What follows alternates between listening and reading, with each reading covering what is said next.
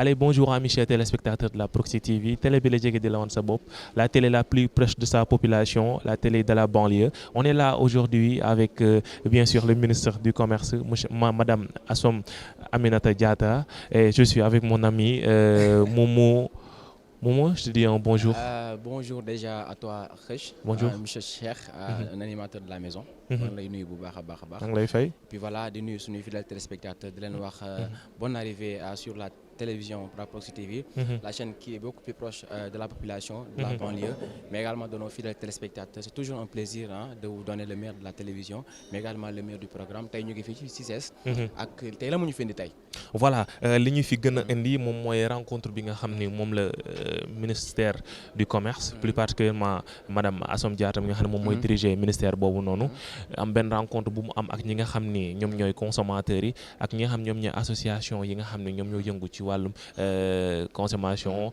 mu ni nag rencontre bi ñu ngi ko tuddee conso confiance maanaam rencontre bi li ko gën a indi mooy dañoo bëgg 16 millions de sénégalais yi nga xam ne ñoom ñooy dund ci dëkk bi ñu ñooy exprimer wu ñu xam nan la ñuy fixer prix yi parce que tey loolu mooy thème bi nga xam ne moom la ñu gën a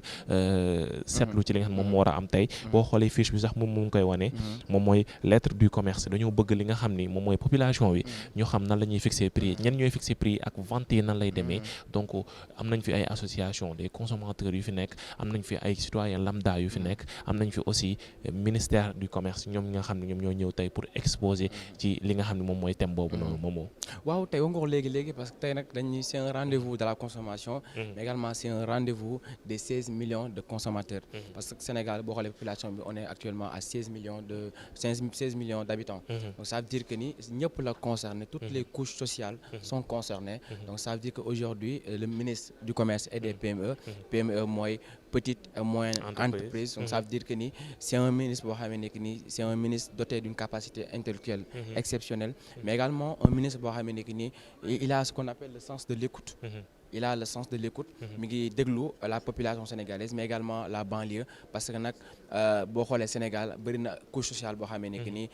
dañoo diminuer bu baax a baax de leur capacité donc ça veut dire que ni on a besoin des ministres yoo xamee ne que ni dañuy attentif dañuy bàyyi la xel la population sénégalaise. waaw nga wax lu am solo moom mooy déglu bi nga xam ni moom la wax fas yéene def tey parce que bëgg na déglu askan wi ñi nga xam ne ay citoyens dañoo ñëw juste pour comprendre fan la prix di jóge parce que des fois nga dégg hausse des fois aussi ñu ni prix wàññeeku na mais seen thème bi passé mooy parce que ñoom thème lii nii rencontre bi ñu ngi koy def chaque 2 mois thème bi passé mu ngi nekkoon lan li nga xam ne la ñuy nattee prix yi maanaam tey boo demee di jënd essence ci station bi ki lay jaay essence nan lay def ba nattal la li nga xam ne moom nga soxla prix bi lan moo tax ñu fixé ko foofu noonu loolu moo nekkoon seen thème ci 2 mois yi passé donc tey bu ñu ñëwaatee war a expliquer waat da ngay jàpp que ni am na benn impact boo xam ne Covid bi am na ko ci aussi parce que comme ni nga ko waxee population sénégalaise bi nekkoon nañ population boo xam ne impacté woon nañ bu baax a baax ci Covid bi donc commerce bi dafa nekkoon ñi nga xam ne sont les plus impactés aussi les commerçants parce que mënatuñu woon jëlee seeni marchandises à l'extérieur di ko indi parce que buntu yëpp tëju woon te aussi distribution bi aussi c'était pas du tout facile vu que les gens n'avaient pas d'argent aussi voilà waaw donc parce que nag nga ko léegi parce que déjà dañoo soxla ay ministres yoo xam ne que ni ay ministres régulateurs la ñuy doon parce que nag du ñu bëri dañuy yaakaar ni bu flambée des prix amee que ministre bi ci boppam mooy yokk prix alors que demee fa noonu le ministre il est juste un régulateur dafay réguler les prix entre kan ak kan entre ñi nga xam ne que ni ñoom ñooy les consommateurs mais également les acteurs de développement ñi nga xam ne que ni ñoo nekk ci wàllum mbay mi ñoo nekk ci wàllum njaay mi voilà càmm ji ainsi de suite fépp fu acteur de développement nekk day soxla un consommateur donc moom ministère bi li ko war mooy mu nekk un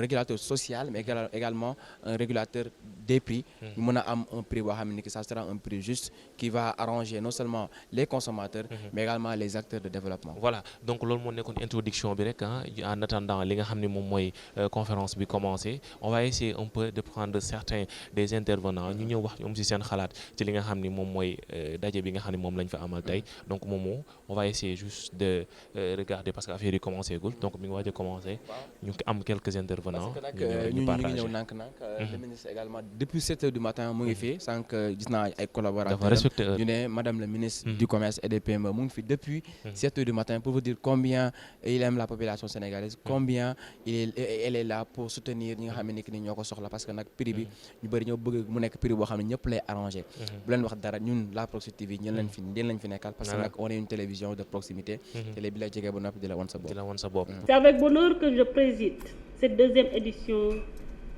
de la Conso Confiance. Comme vous vous en souvenez, le 11 mai dernier, lors de la première édition, j'avais pris l'engagement de donner un caractère permanent à ce rendez-vous entre le ministère du Commerce, les associations de consommateurs et les 16 millions de consommateurs sénégalais. Cette deuxième édition qui se tient aujourd'hui vient confirmer mes propos. Je veux faire de ce rendez-vous une tradition inscrite désormais dans l'agenda du ministère du Commerce et des petites et moyennes entreprises.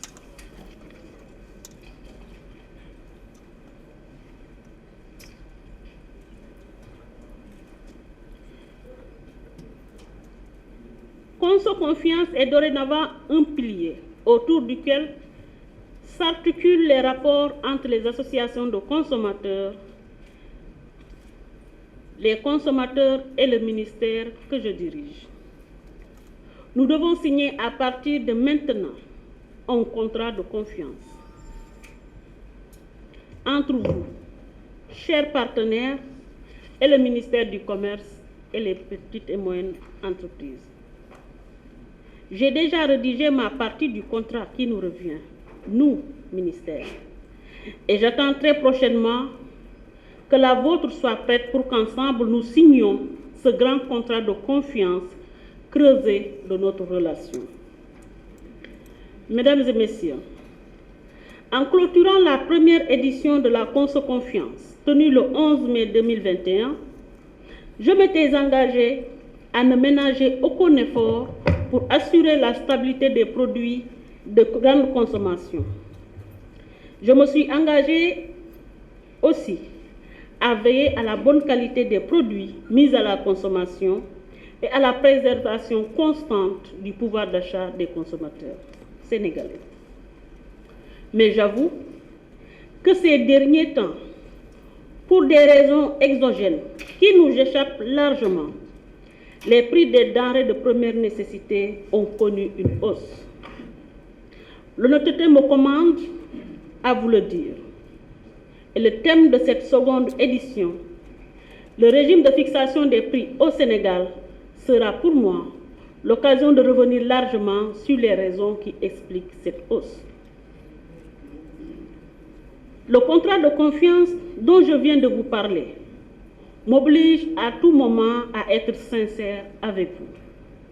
Ce contrat de confiance que nous allons signer vous oblige aussi, vous, président des associations de consommateurs, à vous tourner régulièrement, une fois informés, vers les 16 millions de consommateurs que nous sommes pour leur expliquer les véritables raisons qui agressent leur pouvoir d'achat. Mesdames et messieurs, je voudrais rappeler ici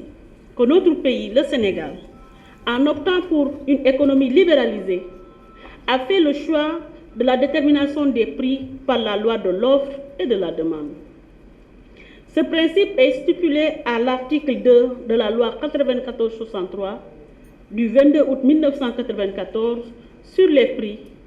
la concurrence et le contentieux économique. Cette disposition a été reprise par la nouvelle loi numéro 2021-25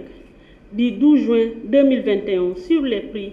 et la protection du consommateur en son article 4. Toutefois, le pouvoir d'achat du consommateur doit être protégé et un marché concurrentiel ne saurait se soustraire du regard, voire de la supervision de l'État. C'est pourquoi il me revient de préciser que la détermination des prix, bien que régie par le principe de la liberté,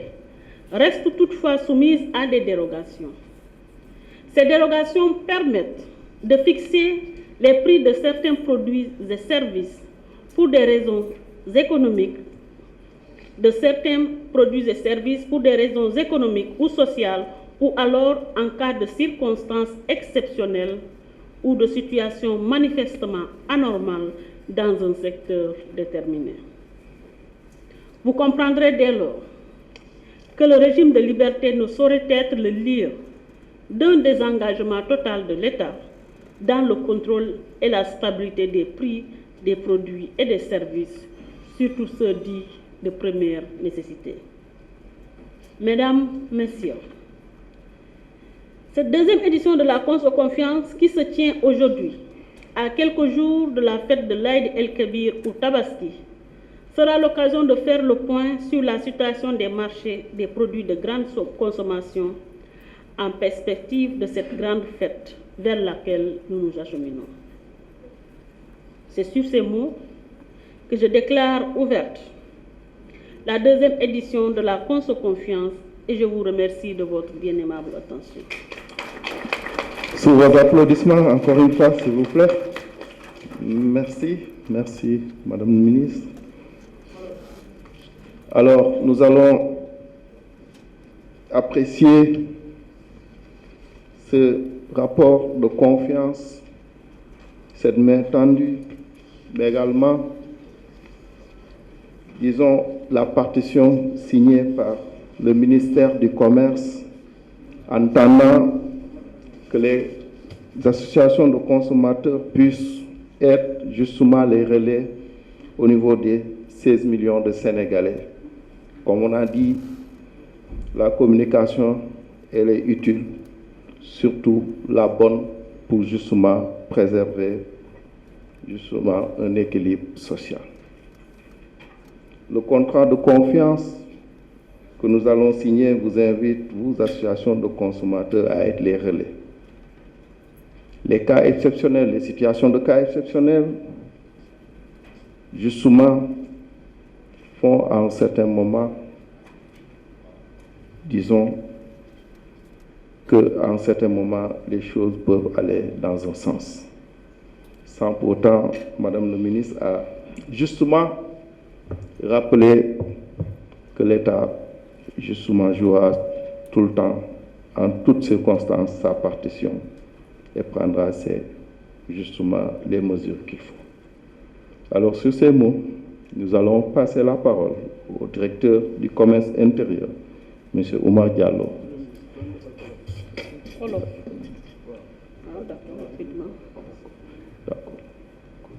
D'accord. Monsieur Marc, le sympathique Marc Silva, si on peut justement visionner la vidéo d'abord, pour partager avec l'auditoire. Oui, mais on fait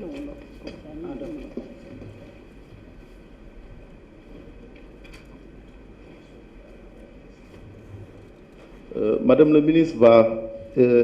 en attendant que la vidéo puisse être disponible, va échanger en Wolof avec justement l'assistance. Voilà, donc maa ngi gërëm ñëpp di sant ñëpp di wax ni mbette la ci man ñëw présider deuxième édition Conso Confiance bu ngeen fàttalikoo le 11 mai la ñu organiser la première édition fii nekkoon ci thème hydrocarbures yi donc di wax ni deuxième édition bi nga xamante ne moom la ñu organiser tey nekk na loo xam ne dafay confirmer li ma leen waxoon ni dañoo bëgg a créer cadre boo xamante ne dialogue permanent lay nekk diggante ministère bi ak consommateurs yi et les associations de consommateurs donc di wax ni Conso Confiance dafa nekk loo xamante ne pilier la ci buy boo xamante ne autour duquel suñuy rapports yi fa lay articuler les rapports entre les associations de consommateurs les consommateurs ak ministère bi di wax ni bi ñu édition bu wees waxoon naa ni sama engagement mooy fexe ba lépp loo xamante ne population bi dinañ ko soxla ci produit ñu am ko waaye tamit mu nekk ay produits de qualité ba noppi mu nekk ay produits yoo xamante ne dafay am prix yi dina stable waaye nag seetlu nañ ni fan yi nag gis nañ ni prix yi yéeg na donc tamit relation de confiance bi may bëgg sama diggante ak consommateurs yi dafay laaj bu yooyu amee ñu am tamit dégoûté bu toll ni ñu ñëw waxtaan ci ak ñoom di wax ni comme niñ ko waxee nekk na ay raisons yoo xamante ne xëy na dépendrul ci Sénégal te ci présentation ci waxtaan bi mën nañ ci ñëwaat di wax ni tamit li ñuy xaar ci association de consommateurs yi moom mooy relation de confiance tamit boobu mooy tax ñoom tamit bu ñu amee information bi nga xamante ne mooy bi wér ñu mun ko tamit lawal ci askan bi nga xamante ne ñoom lañ fi représenté donc di wax ni thème bi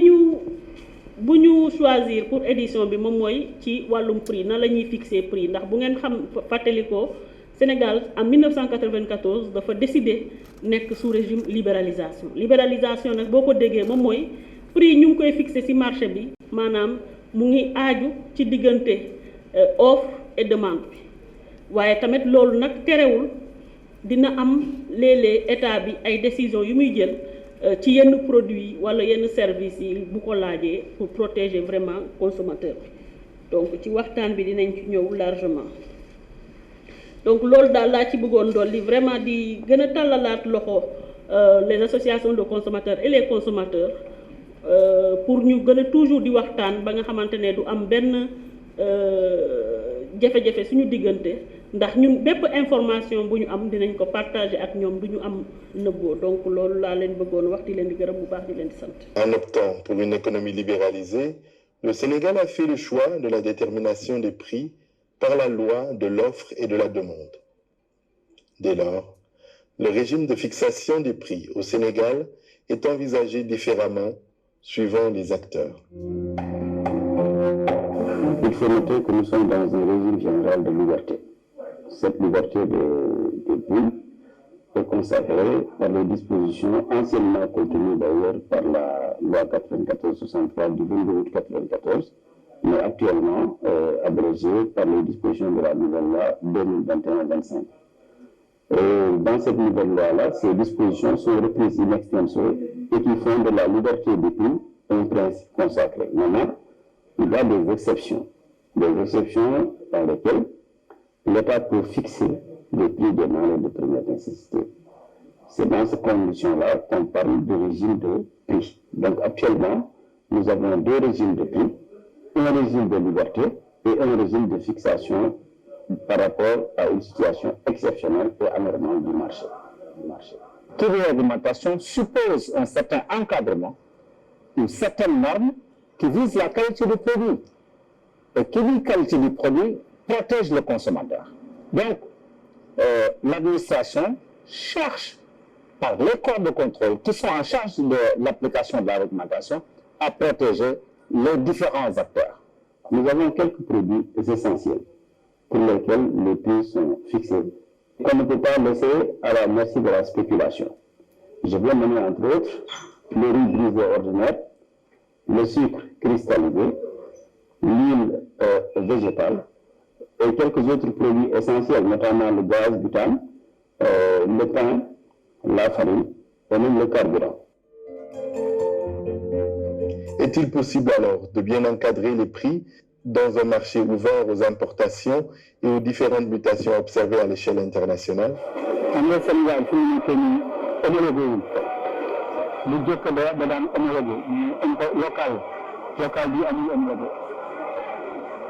ceeb la am na ñuy jaay téeméer am na ñuy jaay 400 ceeb bi bëri na ay façon Sénégal gëj na à homologué gëj na diwlin tamit heure bii nag dafa cher ñu ngi fer ñu ci marché bi bu ñëwoon ci marché bi ñu am lu ñuy naan lenn rek moo yokk pour le moment diwlin rek moo yokk diwlin dafa yokk boo xam ne da ngay du sa wax sa client bi ñaata lay jaay bu fekkee prix bi waruñ ko jaay prix boobu mais ñun il faut ñu yóbbu ko ñu xam fan la affaire bi nekk dañu dem magasin rek di jënd mais ñoom bu ñu yokkee magasin il faut ñun tam ñu yokk parce que boo demee magasin di jënd carton diwlin maanaam nga jëndee ko 16 000 francs 12 bouteilles doo ko diviser ko déjà jënd ko presque 1350 il faut nga jaay ko 1400 pour am 50 francs. waaw comme ni nga jëndee rek boo jëndee lu yomb jaay lu yomb boo jëndee lu seer jaay lu seer soo jëndee tey lu mag lu yomb nga jaay lu yomb waaye boo jëndee lu seer noonu en fait. En matière d'homologation de prix ou de fixation d'ailleurs, c'est une décision qui est prise. Et quand la décision est prise, elle est communiquée. Quand un arrêté de fixation de prix est mis sur le marché, l'information et la communication est faite par les voies légales. Alors, donc, tout commerçant qui commercialise et vend des produits dont les prix sont concernés par cette fixation, mais est informé automatiquement. Ils doivent pouvoir répercuter ces prix-là dans l'affichage et l'information du consommateur à travers le tableau de publicité des prix. Lieu de rencontre entre l'offre et la demande, le marché concurrentiel permet la formation d'un prix d'équilibre, ce qui agit sur le pouvoir d'achat du consommateur qui doit être protégé. C'est trop dur. Au marché, tout ce que tu achetais à des prix bas, maintenant tu les achètes à des prix un peu élevés, quoi. C'est un peu trop cher. Je n'ai pas senti la réglementation, franchement, parce que les prix, ça n'a pas changé, quoi. Si ça ne s'augmente pas, bon, ça ne se baisse pas. La détermination des prix, bien que régie par le principe de la liberté, reste toutefois soumise à des dérogations qui permettent de fixer les prix de certains produits et services pour des raisons économiques ou sociales ou en cas de circonstances exceptionnelles. Il ne faut se prévaloir du fait qu'il n'est pas au courant qu'il y a une réglementation, une administration d'un prix quelconque. La farine et même le carburant, parce que c'est des produits essentiels sur lesquels l'État veille particulièrement en procédant à l'homologation de leur prix. On en est ainsi aussi du prix des médicaments qui fait l'objet d'une fixation par arrêté interministériel entre le ministère des Finances, le ministère de la Santé et le ministère en charge du Commerce.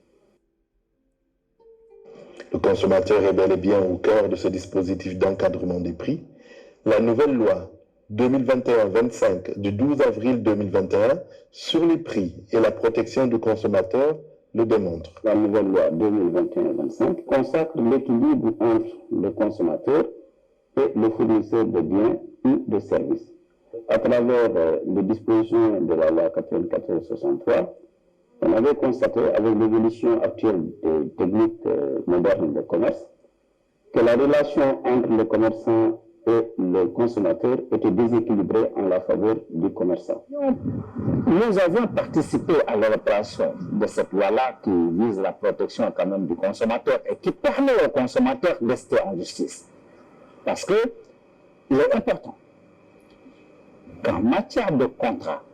si le consommateur remplit bien son contrat, mettre en cas de défaillance, ce consommateur puisse rester en justice pour le compte de la collectivité. Même si le régime de liberté peut faire naître des écarts ça et là, le contrôle et la stabilité des prix des produits et des services sont les garants d'une bonne cohésion sociale.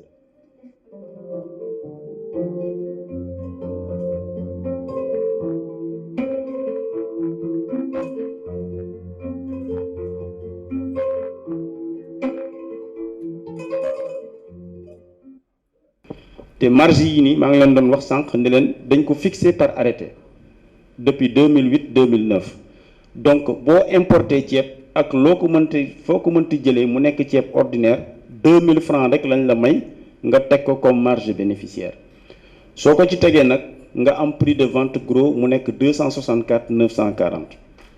gros bi mooy ki nga xam ne ni yow moom mooy ñëw jël si ceeb bi yow ci importateur bi pour mën ko jaayaat borom boutique bi wala mu mën ko jaayaat demi gros bi kooku ñu ne kooku bu ko jëndee prix bi 5000 francs lañ ko may pour mu teg ko ci bu ci tegee 5000 mu am prix de vente demi gros bi moom mooy nekk 269 940 bu ko defee kooku moom moo koy jaay ñi nga xam ne ni ñoom ñoo koy jox consommateur bi directement muy les commerçants détaillants boobu dañu ko jox ne ko yow 15 000 francs nga am sur chaque tonne de riz bi ngay jaay mu nekk maanaam 15 francs par kilo donc lii mooy structure de prix bi boo leen xoolee nag différence marge bi ñu ne bon grossiste bi 2000 importateur bi 2000 la am demi grossiste bi 5000 détaillant bi 15000 parce que ki nga xam ne ni dafay indi 10 000 tonnes ceeb mooy importateur bi c'est normal nga ne war nga ko ci mën a defal 2000 francs de marge bénéficiaire mënul tolloog ki nga xam ne ni dafay jënd 20 sacs muy détaillant pour jaay ko ci weer kooku roulement am ak stock bi muy jaay du bëri moo waral ñu jox ko une marge de 15 000 francs parce que moom tamit dafa couvrir ses frais de fonctionnement ak yeneen lépp dafa nekk ci biir donc moo waral ni que tey sur la base bu fekkee ni li marché international bi andi sur un bu fekkee ni prix CAF bi dafa nekk 220 francs le kilo tey ceeb détail bi riz ordinaire bi ñu ngi ko war a mën a jaayee à 284 francs virgule 900 donc 285 francs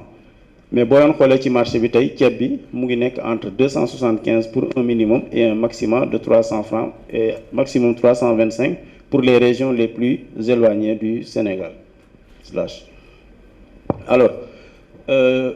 nous continuons aussi ci beneen dispositif d'homologation farine ak mburu lu tax farine ak mburu parce que farine bi mooy matière première mburu bi donc bu fekkee ni da nga nekk ci circuit boobu nga xam ne ni liy déterminer prix wu mburu bi farine la mënuloo nga ne da ngay fixer prix wu pain bi ba pare nga bàyyi prix wu farine bi mu libre vice versa aussi mënuloo nga fixer prix wu farine bi ba pare nga bàyyi prix mburu bi mu libre da ngay booleendoo ñaar yëpp moo waral ñu déterminer woon structure de prix def structure de prix ci farine bi def structure de prix ci pain bi alors li ñu gënoon soxal mooy ñu expliquer leen lan la ñuy structure ci benn ñaari produits yi benn lañ ciy jël ñu jël ci farine bi pour mën leen ko expliquer alors slash farine voilà léegi bii mooy structure prix wu farine boo leen ko xoolee moo gën a fees que structure prix wu ceeb bi ma leen wan sànq parce que bii du produit importé bii production locale la maanaam dañ ko fii Sénégal lañ koy defaree donc fii prix usine la ñuy am donc élément yi dugg ci structure de prix bi bokkul ak bu doon beneen produit dañ ko importé ngeen xool ko ni ko fii matière première bi nga xam ne ni moom la ñuy defaree farine bi mooy le blé bi moom la ñuy def ci kaw mu nekk à 270 € la tonne ndaxte blé bi bu ñu ko xoolee bi mbas bi commencé ba léegi dafa commencé di yokk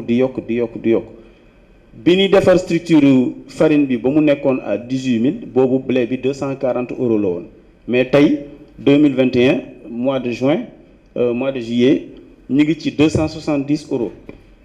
léegi bi ñu ci defee cheminement bi xool droit de douane bi tarif extérieur commun bi COSEC transport manutention xool élément de structure yëpp dañuy am prix de revient wu farine bi hors taxe à 302 809 alors ñu tegal leen seen marge bénéficiaire mu nekk 10% par tonne mu nekk 30 281 ñu génne ñu prix hors TVA mu nekk 333 000 alors léegi TVA bi moom moo nekk 6% mais TVA bi juróom-benni weer derrière TVA bi nii 18% la woon mais comme gis nañ ni que blé bi dafa commencé woon di yokk bu nu bàyyi woon 18% bi nii ci structure de prix bi nii tey farine bi 20 500 lay jar wala 21 500 te bu jaree 21 500 mburu mi ala kulli xaal dafay yokk parce que mburu bi bi ñu koy homologué c'est sur la base d'un sac de farine à 18 000 donc état bi xool ne lii bu ñu ci wutul saafara dina indi problème ci structure prix wu pain bi état bi ne bon léegi man xaaral ma xool li ma doon jël 18% ma wàññi ko def ko ba 6% pour que ñi nga xam ne ni ñoom ñooy defar farine bi ñu mën ci gis seen bopp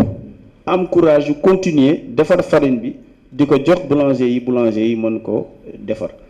lii nii état bi pratiquement ñàkk na ci pratiquement 1,5 milliard de francs par mois mu nekk environ 15 milliards de francs lay doon sur l'année 2021 de manque à gagner pour l'État mais loolu soutien la à la consommation parce que day tax farine bi du yokku te farine bi bu yokkuwul mburu bi di yokku loolu moo ñu may tey ñu am un prix du sac de la farine à 16 600 francs tey farine bi bu jaree 16 600 francs c'est parce que dañoo wàññi TVA bi ñu ngi nekkoon 18% ñu maintenir ko à 6%. di ñaan yàlla nag sunu mbokk meunier yaa ngi fi prix wu blé bi ci marché international bi mu wàññeeku gën a wàññeeku comme ça ñu mën a soulager un peu tension de trésorerie yi nga xam ne ni ñoom la ñu sentir ci ñoom. lii dañ leen ko doon won pour wan leen ni que dañu koy jàngat élément par élément bu ci nekk dañuy xool justificatif bi pour mën a approuver homologation bi ñu ko paree nag ñoom ñu ñëw ñu toog ak ñoom ñu ne leen ñun lii ak lii ak lii ak lii la ñu gis parce que ñoom du ñoom lii la ñu bindoon am na yoo xam ne ne bindoon nañ ko mu ëpp ñu wàññi ko am na yoo xam ne ne bindoon nañ ko mu néew ñu tollanti ko am na xam ne bindoon nañ ko mu juste ñu valider ko loolu moo ñu indil ñu consolider structure de prix bi moo waral ñu am farine bi à 16 600 mais am na beneen farine bu jar 17 100 francs mooy la farine complémentaire parce que boobu dafa am leneen luñ ci yokk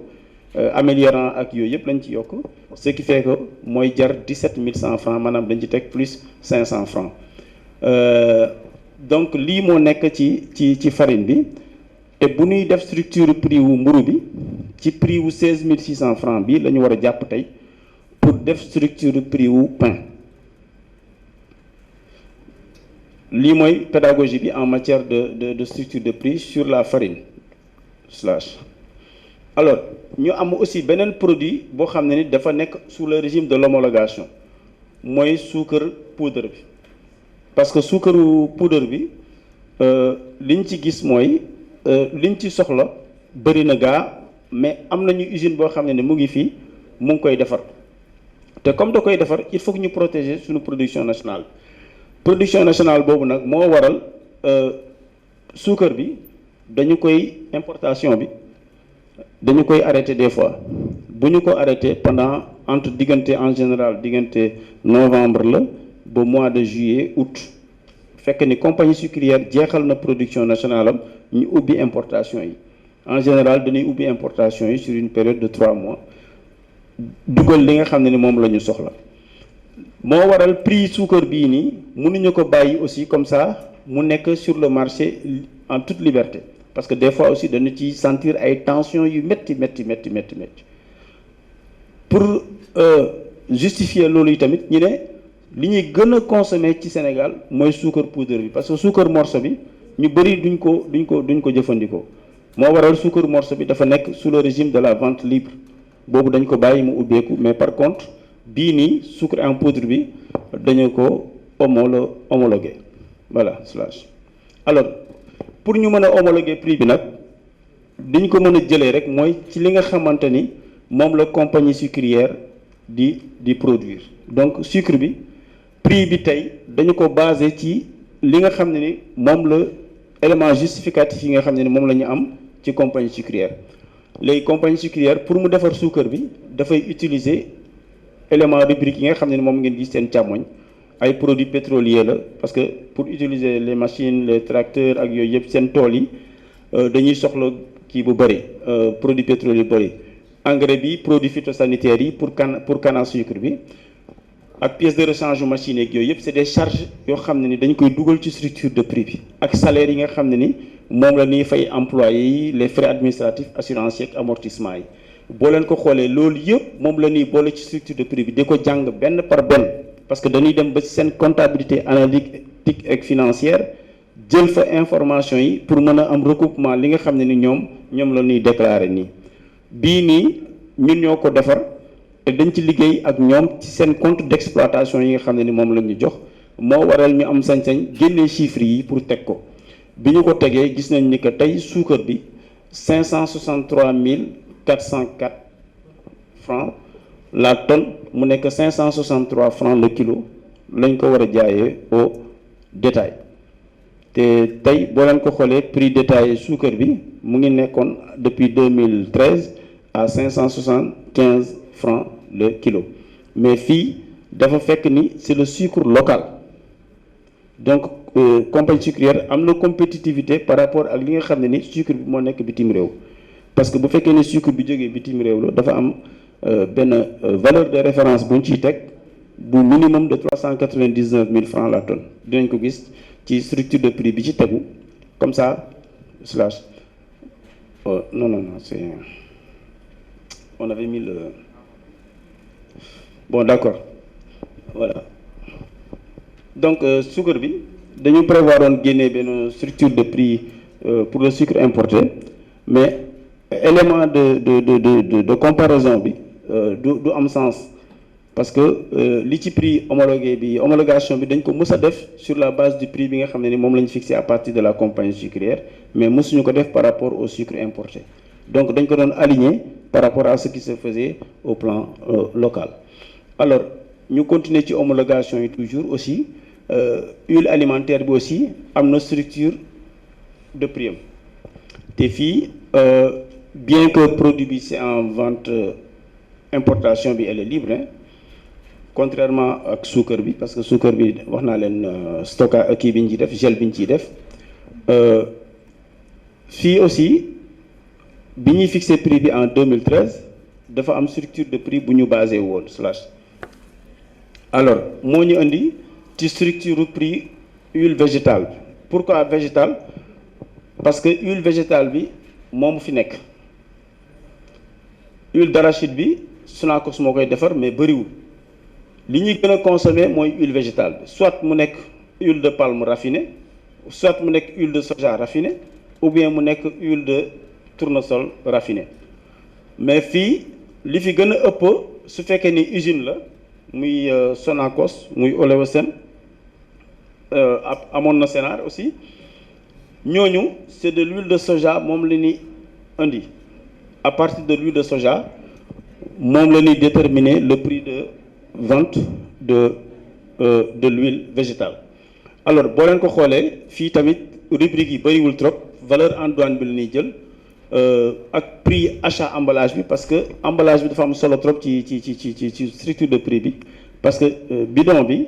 wala bouteille bi wala sachet bi yooyu yëpp dafay dugg ci composition wu prix de vente bi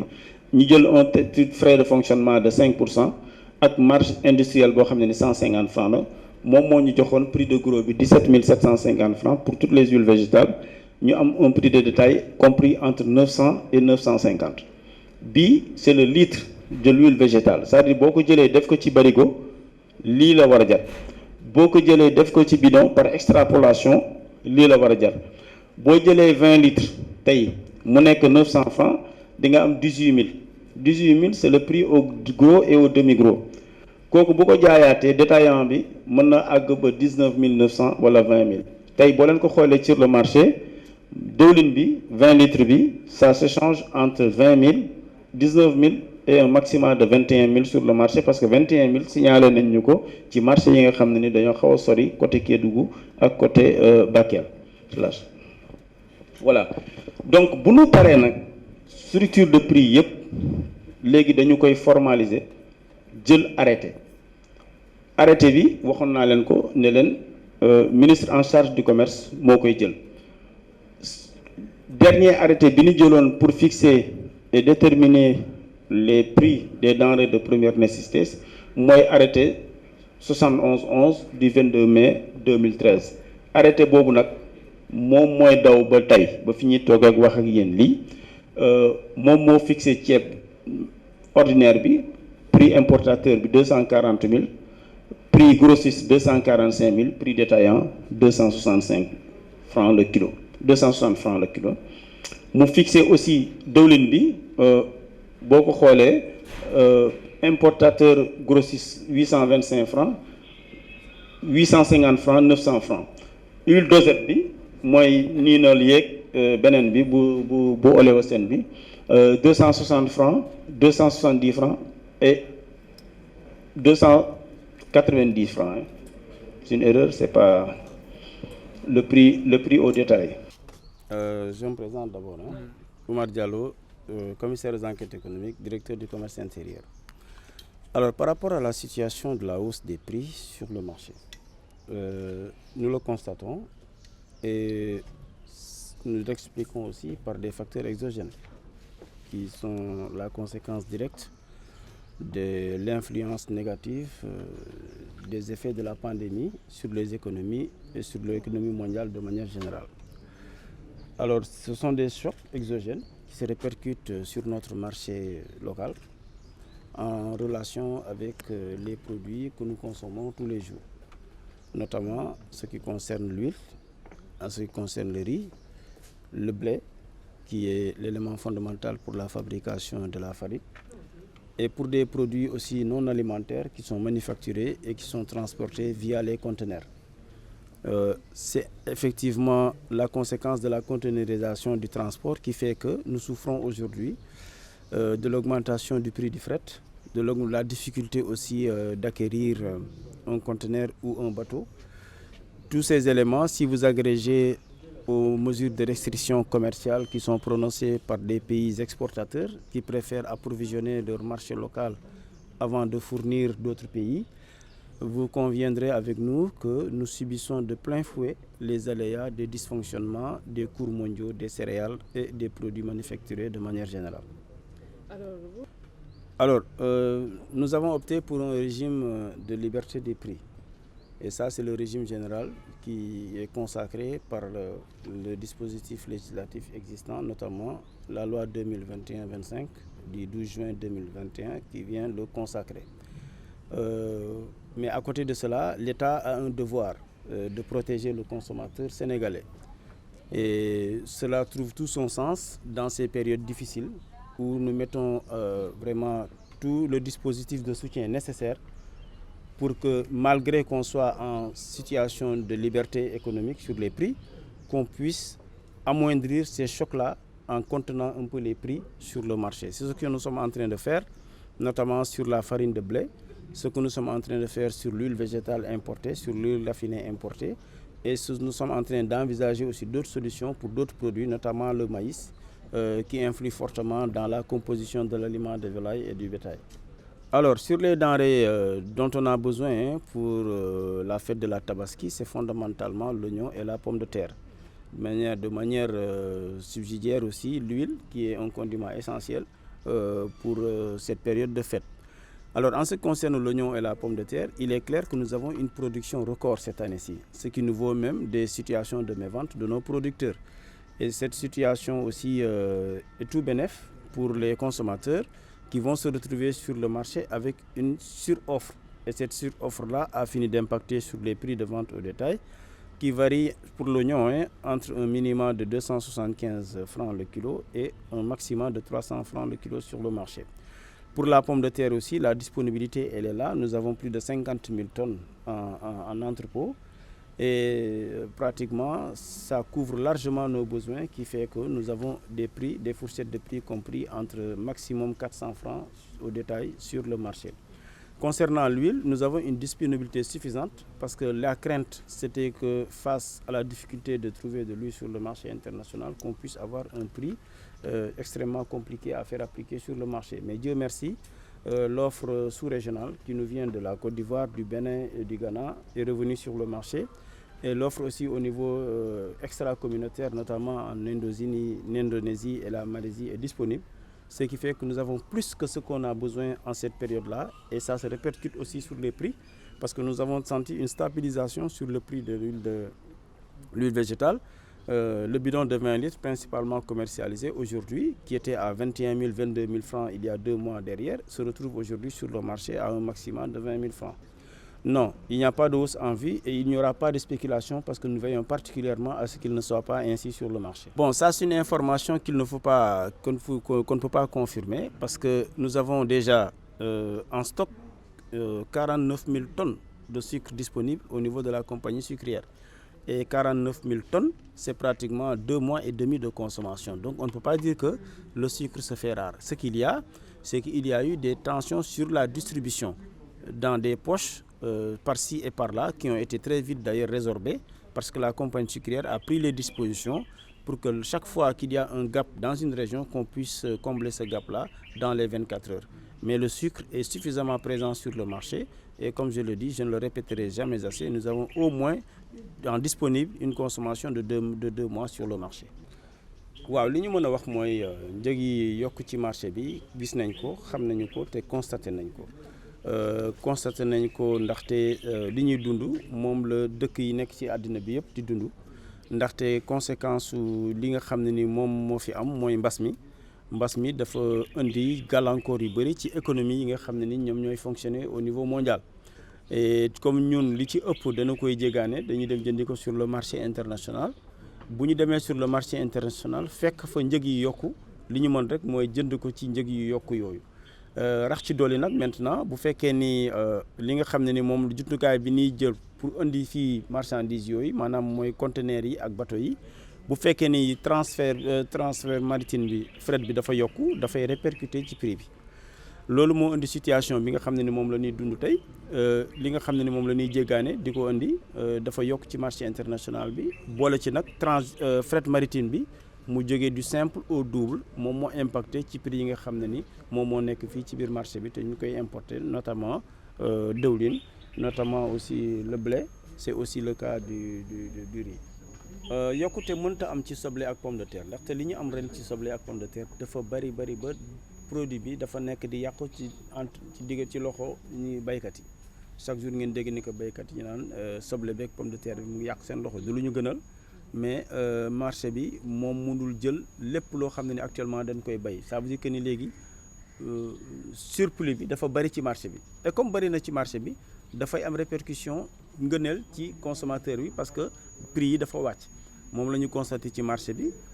te gis nañ ni que soble bi ñu ngi koy jaayee diggante 275 ba maximum 300 francs sur le marché à la veille de la tabaski ñu constaté aussi la même chose ci pomme de terre bi parce que ñu ngi koy jaayee maximum 400 francs au détail sur le marché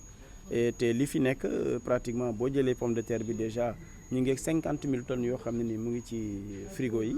et boo jëlee soble bi ñu ngi ci 100 000 tonnes yoo xam ne ni mu ngi ci tool yi te war a ñëw ak ci plateforme yi. diwlin bi li fi nekk doy na sëkk macha allah parce que la ñu soxla woon mooy 15 000 tonnes te ñu ngi ci 25 000 tonnes yoo xam ne ni mu ngi fi te prix bi gis nañ ni wàcc na parce que li ñu doon jëndee 22 000 francs bidon 20 litres bi tey boo demee ci marché bi yaa ngi koy jënd diggante 19 000 ba 20 000 francs donc loolu xel mën na dal ndaxte à 4 jours 5 jours de la tabaski boo amee loolu sant yàlla la. waaw suukar bi mënuñu wax ni tension am na parce que déjà ñu ngi 49 000 tonnes sur le marché loo xam ne ni compagnie sucrière mu ngi ko yor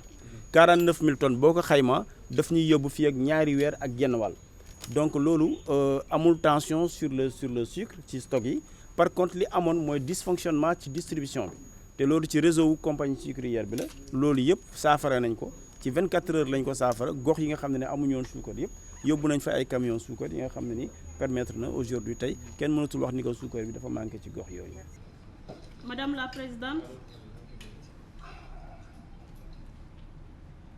Madame la Présidente, Madame la Présidente, je voudrais tout d'abord vous remercier ainsi que le président du groupe de négociation sur les règles pour vos efforts constants afin de faire progresser les négociations sur les subventions à la pêche. Cette réunion d'aujourd'hui est une opportunité pour nous, ministres, de réitérer notre engagement en faveur de la conclusion d'un accord ambitieux pour l'élimination des subventions qui contribuent à la pêche illégale, non déclarée et non réglementée, ainsi que celles qui contribuent à la surcapacité et à la surpêche. Nous convenons avec vous, Madame la Présidente, que malgré les obligations internationales des membres et leurs efforts constants pour promouvoir la pêche responsable et durable, y compris en traitant les problèmes liés à la pêche illicite et non durable, l'état des stocks a continué de se dégrader alors que la pêche non durable se poursuit. Il en ressort clairement que le management de la pêche a ses limites et ne saurait constituer la base de discipline ambitieuse sur les subventions à la pêche à l'Organisation mondiale de l'OMC. Le Sénégal demeure convaincu que la contribution de l'OMC à la durabilité des ressources halieutiques réside dans l'interdiction claire et simple des subventions qui augmentent la capacité et l'effort de pêche avec un traitement spécial et différencié approprié pour les pays en voie de développement et les PMA qui en ont besoin. Cependant, afin de parvenir à une conclusion de ces négociations cette année, après 2 décennies de discussions, notre pays reste ouvert au dialogue, y compris des compromis si nécessaires, tenant compte de nos préoccupations fondamentales ci-après. Premièrement, l'exclusion de la pêche artisanale des disciplines sur les subventions à la pêche est impérative. Nous saluons à cet égard les modifications apportées à l'article 5.5b, même si du travail reste encore à faire, afin d'assurer que cette catégorie vulnérable d'acteurs de la pêche ne soit pas négativement impactée par les disciplines. Deuxièmement, le Sénégal considère la gestion des pêcheries comme une prérogative de l'État, conformément à ses engagements internationaux et son droit national. À cet égard, le contenu et la portée de la démonstration visée à l'article 5.1.1 du texte actuel devraient être clarifiés. Le Sénégal a déjà fait des propositions textuelles dans ce sens et reste disponible à s'engager sur ces bases avec les membres. Madame la Présidente, pour ma délégation, l'accord final sur les subventions à la pêche devra nécessairement inclure ces 2 éléments. Pour conclure, je voudrais réaffirmer l'engagement et la flexibilité du Sénégal à œuvrer en vue d'un accord sur les subventions à la pêche qui soit équilibré et respectueux des droits internationaux et nationaux de la mer et de la souveraineté des membres. Je vous remercie. Parce que Gambie, ñëpp xam ne que foofu droit de douane amu fa dëkk bu amul droit de douane nag pour mu concurrencer sunu suukar day yomb moo tax fraude bi bëri loolu rek la amul leneen. C'est pas parce que ñoom ñoo ñu gën a compétitif, non, c'est parce que d'ailleurs tey sax yàlla daf leen dafa andi mbiram ñoom ñooñu ñooy ñëw tey di wër sunu suukar parce que suukar bi yokku na sur le marché international de telle sorte que prix boobu ñu koy jëndee mënuñ Sénégal nga dem ñëw jënd suukaru Sénégal moo gën a yomb. Donc tey sunu suukar bi ñun dañuy xool sax naka la ñuy def pour mu bañ a génn dem parce que ñoom ñu ngi ko bëgg a teg bët pour ñëw jënd si ko. Voilà, donc ragal nañ sax nag fii ak ñaari weer yi 49 000 tonnes yi mën na bañ a àgg ñaari weer parce que bu fekkee ni nit ñi dañuy jóge Mauritanie Mali Gambie di ko jël si ak boole ko ñun dañuy consommer mais dafay indi problème mais sunu suukar moom c'est compétitif te bu ñuy comparer bon nañu jéem a comparer 2 choses su fekkoon ne ay usines la foofu ñu mën leen comparer.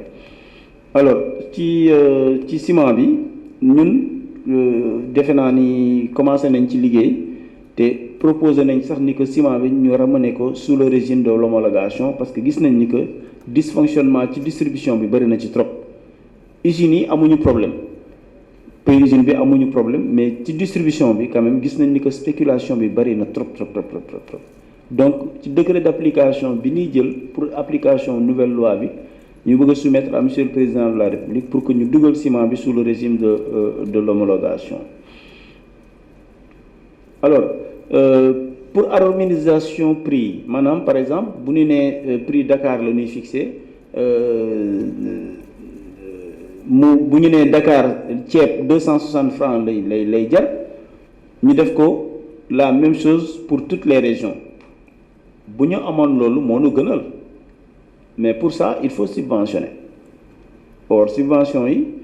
pour des mesures budgétaires, subvention yi dañ ko arrêté. Et loi du commerce moo doxee noonu bu fekkoon ni produit bi ci région yi lay jógee ñëw Dakar le problème serait resté entier. Mais li tax ñun ñuy créer les cadres régionaux pour les prix, c'est pour que spéculation bañ a am sur le transport. Moo tax ñu ne différentiel transport bi dañu koy fixer dans un cadre légal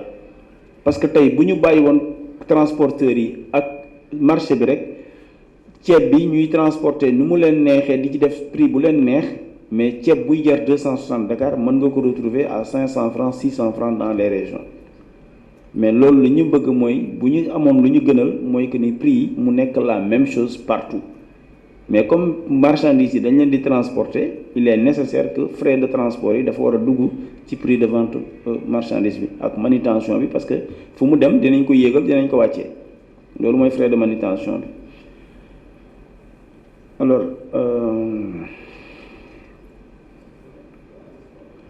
alors élargir aussi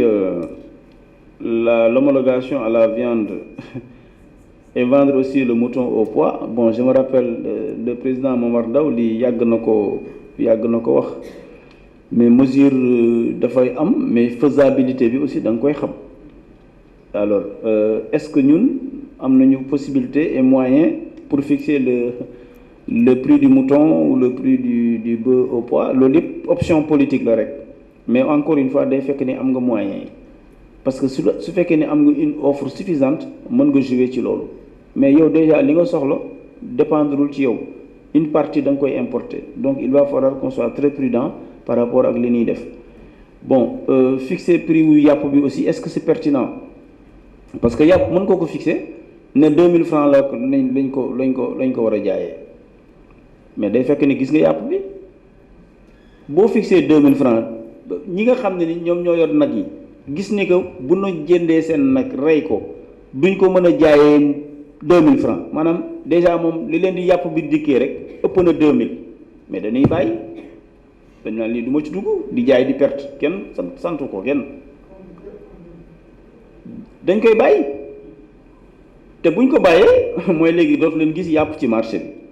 autant ouvrir le marché bu fekkee ni yàpp bi kii bi bari na prix yi day wàññeeku parce que yàpp quand même toll na fi dem na fi 2000 2500 am na ay années mais parce que yàpp kii bi nag yi doyoon na sëg mais circonstances yi moo def ni que ren dañu am difficulté pour am ay nag am na lu bëri luy jóge fii Sénégal mais am na loo xam ne ni complément bi Mali la doon jóge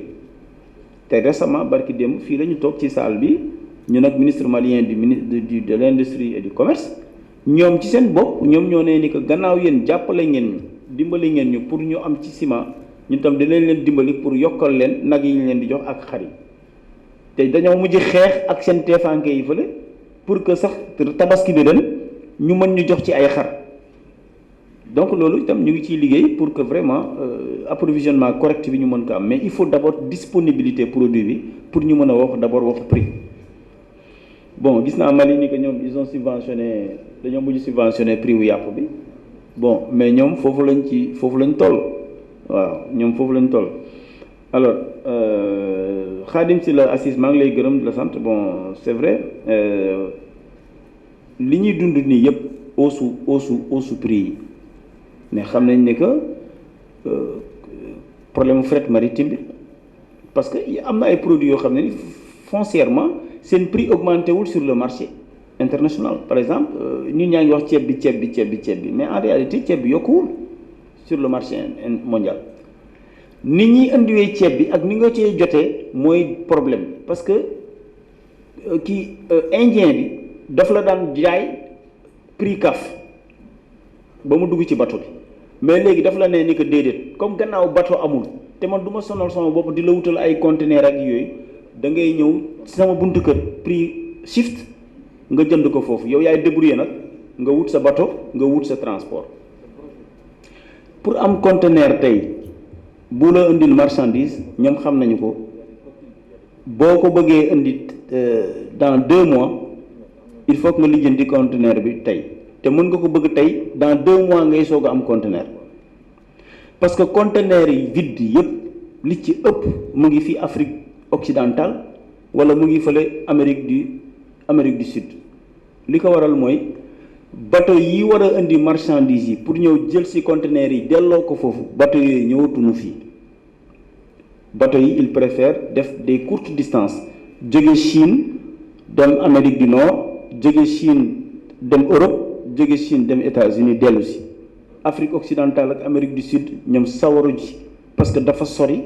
tu perds beaucoup de temps et li ngay gagné fële moo ëpp li ngay gagné boo defee trajet Chine wala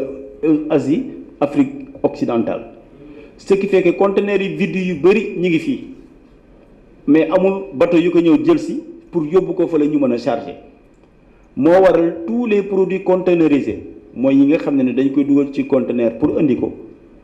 am nañ jafe-jafe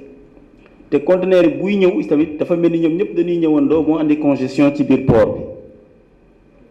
surestaries yi monsieur Diop di wax effectivement dafay am parce que franchise yi boo dépassé franchise yi mais c'est clair que kii bi manutentionnaire bi consignataire bi mais dañ lay tegal les frais de surestarie te loolu dafay greffer ci kii bi donc ñu ngi ciy liggéey parce que les acteurs portuaires là ñu ngi am nañ la convention de Saly je crois que bu ñu gënee liggéey ci convention de Saly yi sur les 58 points là war nañu mën a am tuuti avancé ci côté boobu alors je ne sais pas ndax am na problème bu ma abordé wul bon y a monsieur Diop Olowesel li nga wax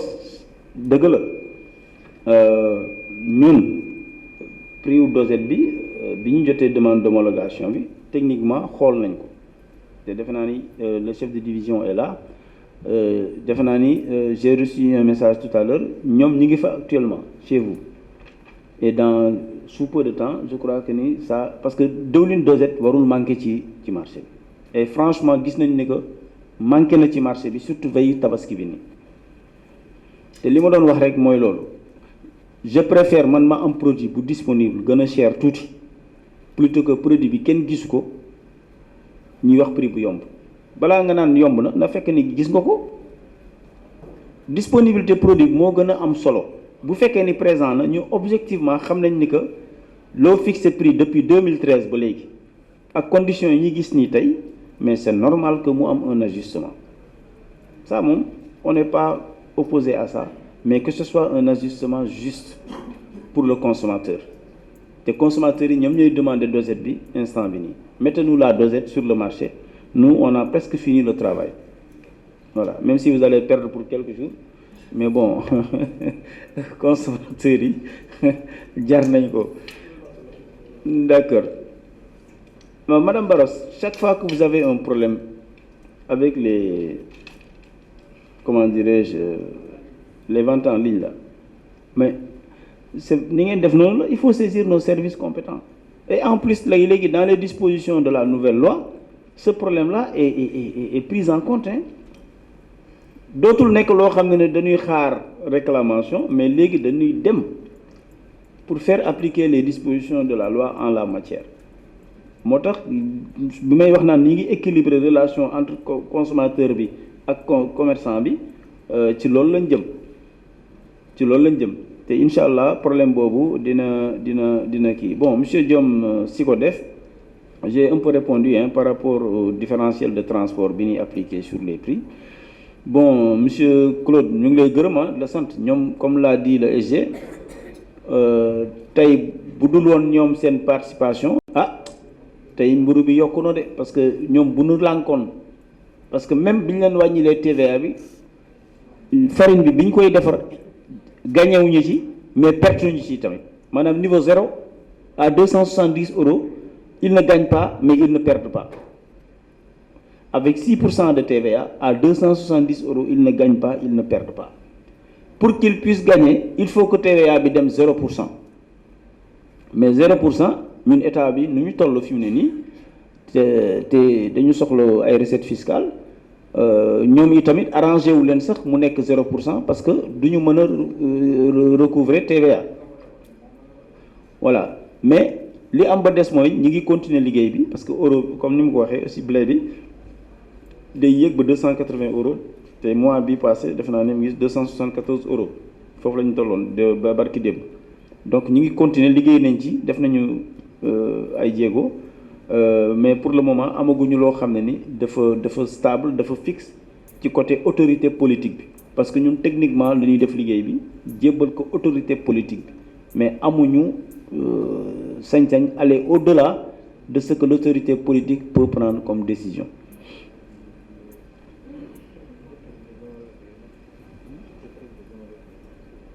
Voilà Madame Fall ak bon brossé nañu le problème des tarifs des hôpitaux et cliniques foofu li ñu am problème mooy texte bi koy organisé dafa yàgg dafa obsolète maanaam defatuñ ci sax référence te dafa laaj pour ñu mën ko réactualiser ñu toggaat texte boobu pour que adapté ko ak réalité yi ñuy am en 2021 loolu suñu souci la parce que hôpitaux yi léegi bon c'est vrai le texte parle d'hôpitaux de tarifs d'hôpitaux et de conventionnés voilà donc il faut que mu nekk des cliniques conventionnées par l'État bon clinique conventionnée mooy par exemple tey yow mi fonctionnaire soo bëggee dem ci benn clinique ñu jël la en charge dafay fekk ni clinique boobu état bi am na contrat ak moom boo xam ne ni yow boo fa demee ñu jël la en charge genre imputation budgétaire nga fay yóbbu ñu mën la jël en charge donc tarif boobu état dafa ne man dama koy contrôler loolu la ñuy wax les hôpitaux et les trucs conventionnés c'est la même chose aussi pour les médecins c'est le tarif des médecins conventionnés médecins yooyu dañu am contrat moral ak l'État ñuy ñëw di leen jox suñu ay imputation budgétaire ñu ñuy consulter duñu fay tarif yooyu dañuy contrôler pour xool ndax tarif yooyu c'est exact donc ñi ngi ciy liggéey c'est un chantier très lourd mais ñi ngi ciy liggéey parce que ñun tamit léeg-léeg administration dañuy fiir suñu diggante ak ñun léeg-léeg nga bëgg a def benn affaire ministère de la santé ne la naa non ñun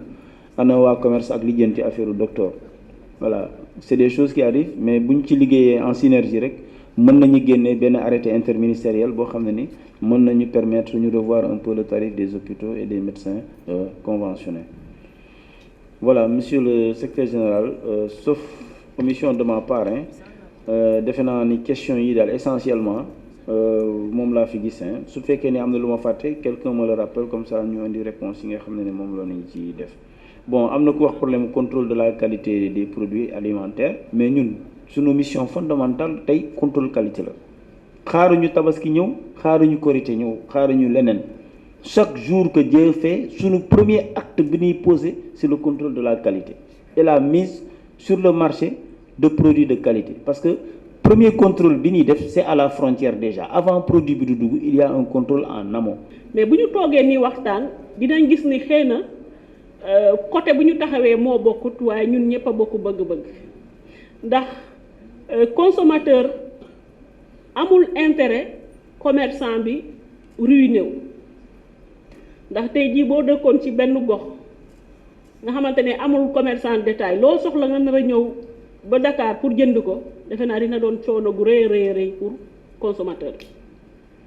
te commerçant bi tamit xam na ni li tax muy mun a exister consommateur bi la donc amul benn intérêt pour teg consommateur bi loo xamante ne dina ko daw ndax bu ko dawee moom tamit dana disparaître donc il faut toujours ñu trouver le juste milieu dëgg la au niveau du détail bés bu amee du nekk automatique loolu moom wax dëgg yàlla looloo am mais il y a beaucoup d'explications c'est vrai ñun en tant que autorité bu ñu jëlee dispositions réglementaires yi ba pare dañ koy appliquer automatiquement donc bu fekkente ne stock bu ñu fekk ci appliqué wuñu prix bi ñun duñu lijjante ndax c'était jëndoon nañ ko avant ou pas parce que c'est d'application immédiate loolu moo am mais on sait que parfois il rencontre certaines contraintes mais réglementation bi li ko tax a toog mooy pour protéger les consommateurs mais aussi bañ a lor les commerçants waaye nag ci boobu liggéey dafay baax ñu am ay cadre de concertation yu mel nii pour ñuy waxtaan ndax tey jii consommateurs yi ñu ngi sentir bu baax poids prix yi ci seen kaw waaw ci seen poche ndax na wax dëgg yàlla boroom kër goo xam bu li mu doon dépense bu ci yokkee fukki junni daanaka day bare donc c'est tout à fait important normal aussi ñu toog ñëw jàkkaarloo ak yéen waxtaan ak yéen wax leen aussi lan mooy la réalité bu ko defee ñun ñëpp ñu mën a xam li fi nekk autorités yi comme niñ ko defee mu ressortir fii bi ñu gisee problème pandémie bi ak jafe-jafe yi nga xamante ne moom la suñu entreprise yi am pour approvisionner wu amoon na ay jéego yu ñu ci def pour vraiment contenir prix yi mais nag ku wax dëgg rek mooy au niveau international tey jii prix yi mën nga ne taxawul ci benn au moins seen tendance bi c'est toujours à la hausse parce que comme ni ko décès yi expliqué bu fekkente ne produit déjà boo ko jëndee bateau moo koy transporter bateau ba bu fu mu dem ak pandémie bi mu def fa plusieurs jours donc loolu ay coût la waaye mu xam ni kat ni mu doon varier si ndox mi bareetul noonu parce que dañuy dem pour yóbbu lu ñuy yóbbu du bare donc ñu mën a di limiter bateau yi nekk en circulation évidemment prix bi tamit dafay yokk loolu bu ci yokkee problème conteneur amoo conteneur wala conteneur yi disponible la tamit beneen jafe-jafe day daal di dikk donc bu prix yi yokkee parce que produit bi déjà bi disponible soit pays bi nga xam ne ñun foofu lañ doon yaakaar pour importer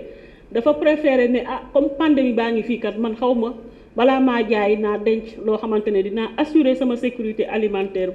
population donc ki doon jaay 100 tonnes mu jaay 50 tonnes jafe-jafe daal di day dikk donc prix yi foog mu yokk parce que marché international moom amul ay dañoo fixer prix bi ay nangam prix bi daal est-ce que ñii di proposer produit bi bari nañu par rapport ak ñii di demander bu fekkente ne offre bi dafa gën a bari demande bi prix bi wàcc bu fekkente ne ñii di demander dañoo gën a bari li nga xam ne moo disponible prix yéeg loolu rek dafa nekk te tey jii dañoo nekk ci situation boobu nga xamante ne au niveau international demande bi moo gën a bari offre bi parce que ci non seulement yeneen dëkk yi comme ni ma ko waxee dañoo préférer denc une partie pour assurer la sécurité de leur population mais yeneen pays yi nga xamante ne dañoo am doole li ñuy importer dañu importer plus que li ñu doon soxla sur le marché international parce que tamit dañoo bëgg a protéger seeni population donc dans un tel contexte pays yi nga xamante ne ñoom ñooy nekk les pays en voie de développement ñoom ñoo ciy gën a sonn lu ci mel ni comme notre pays le Sénégal loolu nag lu mu ñuy indi moom mooy ñun ñëpp dañu war a gën a farluwaat pour assurer suñu autosuffisance ndax président de la République gis nañu jéego yu mu ci def gis nañu taxawaay yu mu ci am waaye nag problème autosuffisance Sénégal warul nekk problème mu état kese ñun ñëpp dañ ko war a jël mu nekk suñuy soxla suñu ité ndax c'est une question de sécurité pour ñun c'est même une question de survie donc dañu war a jàngat bu baax a baax ci pandémie bi vraiment ba nga xamante ne danañu profito produire en suffisance te gis nañu ni président de la République démb rek mu ngi joxe ay tracteurs plus de 100 tracteurs donc loolu dina contribuer mais aussi parfois producteurs yi dañuy soxla des moyens financiers pour gën a def ces productions mais ñun tamit bu ñu hésiter benn yoon investir ci yooyu secteur ndax nag dinañu mën a contribuer de façon effective vraiment à l'autosuffisance leneen li ñu ci bëgg a yokk rek moom mooy comme ni ma ko waxee sànq le président de la République dafa joxe woon ay instructions pour le gouvernement mu mobiliser wu pour trouver des solutions liggéey nañ ci am na loo xamante ne moom la ñu def wax nañ ko fii ci TVA bi par exemple am na loo xamante ne def nañ ko pour huile bi ñu gën a encourager importation huile brute bi pour suñu usines yi nekk fii tamit mu bañ a taxaw donc loolu yëpp def nañ ci ay jéego te dinañ continuer toujours di liggéey ci loolu ndax vision bi nga xam ne moom la président am ak digal bu mu ñu digal mooy fexe ba prix yi bañ a jéggi yenn dayoo yi donc loolu moom ñu ngi ciy liggéey waaye tamit li ñu leen di ñaan moom mooy nañu bàyyi xel ni tamit entreprise moom bu jaayee perte ba ci yàgg ci tëj la mujj te bu tëjee tamit ay njaboot ñoom ñooy nekk delluwaat seen kër toog bu ñu delloo seen kër toog dootuñu am lu ñu yóbbul tamit seen njaboot donc loolu tamit dañuy xam ni état ni mu téye prix yi dafay am fenn foo xamante ne dafay xam ni lii moom bu continuer boo moytul sama entreprise yi dinañu suuf te bu boobaa nag il faut que mu réajuster ndax nag mbir mu nekk noo bëgg mu nekk en ta faveur da ngay jéem a xool li nga xamante ne moom la yoon teg rek li nga xam ne moom moo jaadu aussi ñu mun koo teg à la fois les entreprises mais aussi li nga xamante ne moom mooy le consommateur donc kàddu gi du sore dama leen di renouveler en tout cas sama disponibilité ak disponibilité samay collaborateurs ak le ministère du commerce dans sa globalité vraiment pour ñuy toog toujours di échanger ñun amuñu benn intérêt di leen di nëbb li tax parfois ministère du commerce du yàkkamti wax affaire hausse parce que bu ñu waxee hausse rapidement rek da ngay gis commerçant yi boo moytu dañuy ajusté wu daal di yokk looloo tax parfois ñun tant que nekkul vraiment critique lu ñu nangu ñëw rek communiquer sur les hausses voilà parce que tout de suite day indi beneen incitation négative donc loolu daal c'est important ngeen comprendre ko noonu mais comme am nañu ay rencontres bimensuelles xam leen ni lépp loo xamante ne war nañ ko mën a waxtaanee mën nañ ko waxtaanee te nii sax yéen ñii consommateur président d'association de consommateurs sax mun ngeen def vous-même les propositions de thème nga xam ne dinañ ci def une enquête ñun comme niñ ko defee woon sànq ñun ñëpp ñu togg waxtaan xool rek nan la gën a rafetee ñu teg ko ndax ñun ñëpp lu ñu ñor mooy le Sénégal ak les Sénégalais maa ngi leen di gërëm di leen di sant. Merci. Voilà, merci beaucoup. On est avec parmi les consommateurs et les présidents consommateurs bien un commerçant on est avec quelqu'un dañ koy bàyyi moom exprimer wu rek papa ñu ngi leen nuyu. maa ngi leen di fay man la Dame Ndiaye Signor coordonnateur national UNACOIS Yeesal. lan moo waroon sa teewaay tey nan nga gisee initiative bi nga xam ni madame la ministre jël na ko rencontré ñi nga xam ne ñoom ñooy consommateurs yi ak président d'association ak ñi nga xam ne ñoom ñooy commerçants yi. waaw di ko rafetlu rek wax naa ko sànq ci bi may wax maa ngi gërëm ministre bu baax ci initiative yi mu jël pour que woonu ñu sottante ay xalaat ci naka la ñuy def ba réew mi di am prix yu yomb di am marchandise mu doy. ñu xool prix yi ci mën a wàññiku ñu wàññi ko prix yi nga xam ne it forcément day yokk ñu xool nu ñuy waxtaane ba